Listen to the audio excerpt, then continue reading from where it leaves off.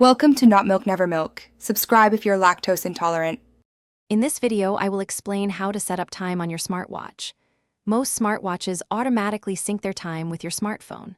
First, ensure your smartwatch is connected to your phone via Bluetooth. Then, open the companion app on your phone and check that the Set Automatically option is enabled in your phone's date and time settings. Your smartwatch should then update its time to match your phone's current time, usually within a few seconds. If automatic syncing isn't working or you prefer manual control, you can set the time directly on your smartwatch. Begin by navigating to the Settings menu, typically represented by a gear icon. Find the Date and Time option and turn off any automatic time settings. You can then manually adjust the hours and minutes using the watch's touchscreen or physical buttons. Remember to save your changes before exiting the menu. Smartwatches offer flexibility for time zones and display formats. You can usually adjust the time zone directly on your watch or through its companion app.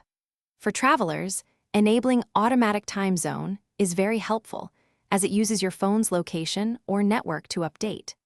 Additionally, you can switch between a 12-hour and a 24-hour time format in the settings, though some models require this change to be made on your paired smartphone.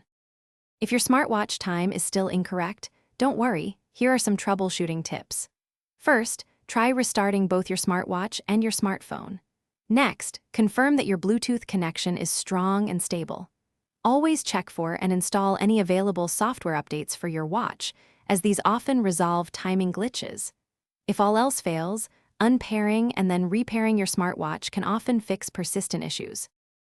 Thanks for watching. If this was helpful, leave a like and consider subscribing. See you next time.